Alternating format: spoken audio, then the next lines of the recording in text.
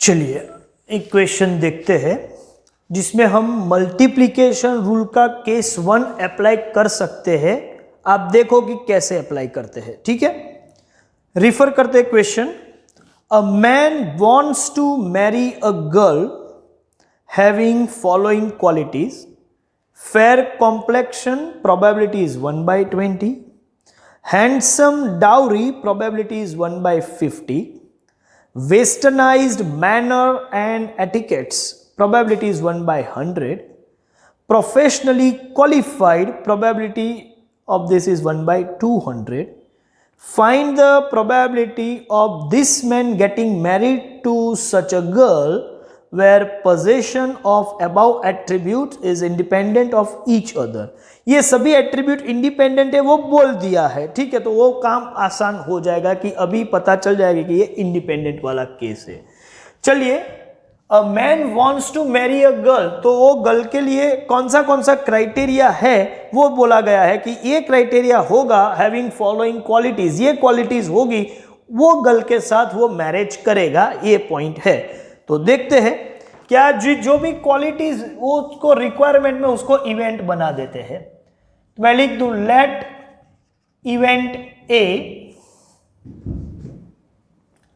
A girl is of fair complexion. ठीक है, event B, a girl is providing handsome dowry, एक ये भी ले लेते हैं, a girl provides handsome dowry, तो ये भी उसकी रिक्वायरमेंट है, दहेज भी चाहिए उसको। तीसरा है event C, westernize manner and etiquettes, a girl possesses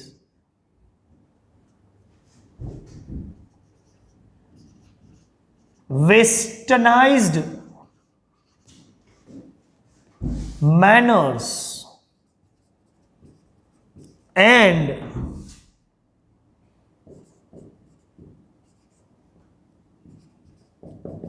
etiquettes,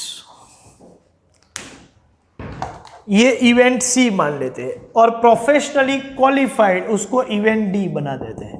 event D, a girl is professionally qualified, देखो कई सारी रिक्वायरमेंट है, ये सभी की प्रोबेबिलिटी अवेलेबल है। P of A is 1/20, P of B is 1/50, P of C is 1/100 and P of D is 1/200। और requirement है probability that this man gets married, ये बंदे की शादी हो उसकी क्या प्रोबेबिलिटी। अच्छा, मुझे बताइए कि वो मैरिज कब करेगा, जब ये चारों में से कोई भी इवेंट होगी या चारों इवेंट होगी। तो यहां क्लियरली बताया कि he wants to marry such a girl where the following qualities are there. इसका मतलब इवेंट ए और बी और सी और डी नहीं, चारों इवेंट होनी चाहिए, A and B and C and D. मतलब girl must be of fair complexion, she must be providing good handsome dowry, she should have professional qualification as well as westernized manners and etiquettes, ये सब होना चाहिए। मतलब A और B और C और D नहीं, A and B and C and D। तो इसका मतलब हुआ P of A intersection B intersection C intersection D। अब इंटरसेक्शन है तो आप डायरेक्टली मल्टीप्लाई कर सकते हो, नहीं, देखेंगे कि ये इवेंट जो है वो इंडिपेंडेंट है तो केस 1 हो तो ही। तो हाँ, ये बोला गया है कि ऐसा तो है नहीं कि फेयर कॉम्प्लेक्शन हो तो डाउरी नहीं देंगे, या वेस्टर्नाइज मैनर और एटिकेट्स हो तो प्रोफेशनली क्वालिफाइड तो ही होगा, वरना नहीं होगा। हर इवेंट एक दूसरे से इंडिपेंडेंट है। अकरेंस और non occurrence of any event has no influence over occurrence और non occurrence of any other event. इसका मतलब ये और बोल भी दिया है कि दिस एट्रीब्यूट्स आर इंडिपेंडेंट, और इंडिपेंडेंट हो तो मैं सबको मल्टीप्लाई कर दूं, मतलब P of A into P of B into P of C into P of D। P of A कितना है 1/20, P ऑफ B कितना है 1/50, P of C 1/100 and P of D 1/200। अब आप इसको सॉल्व करोगे तो 1/2 करोड़ आने वाला है। तो ये आपका आंसर 1/2 करोड़। आपको 70 लिखना हो तो आप लिख लीजिए।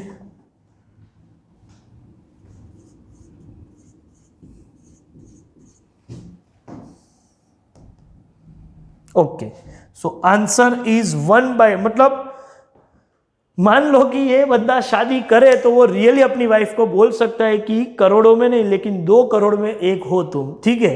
तो लोग बोलते हैं, तो ऐसा आप बोल सकते हैं ये बंदा इफ ही गेट्स मैरिड। चलिए ठीक है, आप इसका स्क्रीनशॉट ले लीजिए। एक और क्वेश्चन भी देखते हैं। एक क्वेश्चन देखते हैं। A university has to select an examiner from a list of 50 persons, 20 of them women and 30 men, 10 of them knowing Hindi and 40 not, 15 of them being teachers and remaining 35 not। Okay, तो 50 का list में कौन सी category में क्या है वो दिया हुआ है।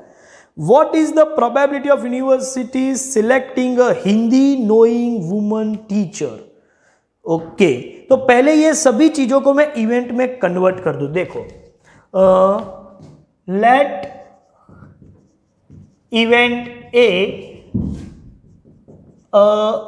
यूनिवर्सिटी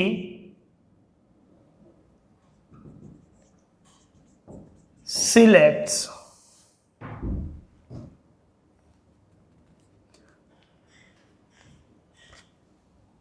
और ऐसा लिखते हैं an examiner selected is woman. चलिए ये फॉर्मेट बराबर रहेगा। दूसरा है event B, an examiner selected is knowing Hindi. और इवेंट सी ले लेते हैं, an examiner selected is teacher. अब इसका प्रोबेबिलिटी अवेलेबल है। What is probability of A? Okay, 50 लोग में से 20 वीमेन 30 मैन, तो एग्जामिनर सिलेक्टेड इज वुमन, तो वुमन कितने हैं 20 ऑफ देम वीमेन 30 मैन, तो ये हो जाएगा 20/50। ओके, इसको रिड्यूस करना हो तो 2/5 कर सकते हैं, लेकिन ऐसे ही लिखेंगे। An examiner selected is knowing Hindi. अच्छा, इनमें से 10 of them knowing Hindi, 40 not, तो P ऑफ B हो जाएगा 10/50। और P ऑफ C क्या होगा? P ऑफ C है 15 of them being teachers 35 not, तो इसको बोलेंगे 15 आर टीचर्स आउट ऑफ 50, तो 15/50। अब रिक्वायरमेंट क्या है? रिक्वायरमेंट है probability that university selects a Hindi knowing woman teacher. ये इसका मतलब यही है कि Hindi knowing woman teacher, that means woman भी होना चाहिए, हिंदी नोइंग भी होना चाहिए, और teacher A and B and C. यहां ए और बी और सी नहीं हो रहा है, और एंड हो रहा है, तो मल्टीप्लाई कर देंगे P of A intersection B intersection C. अब मल्टीप्लाई करेंगे तो चेक करेंगे केस 1 या केस 2। तो देखते हैं भाई, ऐसा तो है नहीं कि वुमन हो तो ही हिंदी आए या ना आए, या वुमन हो तो टीचर नहीं हो सकती, नहीं। All events are independent, occurrence of one has no influence over occurrence of other, तो इंडिपेंडेंट है तो मैं सीधा मल्टीप्लीकेशन कर सकता हूं P of B into P of C। चलिए P ऑफ A है 20/50 इंटू 10/50 इंटू 15/50। चलिए जितना रिडक्शन हो सके, ये 0 0 कट, ये 0 0 कट, और ये एक 5 3 मैं लिख सकता हूं, और ये 2 इंटू 25। तो फाइनल आंसर आप बोल सकते हो कि 3/25 इंटू 5 125। तो अब आपको समझ में आ जाना चाहिए कि किस तरीके से हम जज करते हैं कि इंटरसेक्शन है, मल्टीप्लिकेशन रूल अप्लाई करना है। लैंग्वेज में और साउंड होता तो एडिशन रूल, और एंड साउंड होता है तो ये मल्टीप्लिकेशन रूल। ठीक है, चलिए एक क्वेश्चन में ओरली डिस्कस कर रहा हूं जो मैं आपको होमवर्क में देने वाला हूं। तो क्वेश्चन पढ़े, अ class consist of 100 students, 25 of them are girls, 75 boys.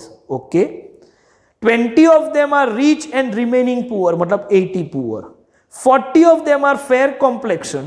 What is the probability of selecting a fair complexion rich girl? बस ऐसा ही हुआ, हिंदी नोइंग वुमन टीचर, तो यहां भी 3 इवेंट है, फेयर कॉम्प्लेक्शन रिच गर्ल। तो मैं पहले बता दूंगा, let event A, a student selected is girl, probability होगी 25/100। Event B, a student selected is rich, P of B होगा 20/100। And probability of event C, event C हम मानेंगे student selected is fair complexion, और P of C हो जाएगा 40/100। और requirement क्या है, probability of selecting Hindi knowing sorry fair complexion rich girl, मतलब P of A intersection B intersection C, और तीनों इंडिपेंडेंट इवेंट होंगे तो तीनों का मल्टीप्लिकेशन। तो ये क्वेश्चन मैं आपको होमवर्क में दे रहा हूं। ओके, चलिए, so based on this discussion you need to complete homework up to question number 106। ओके, thank you very much.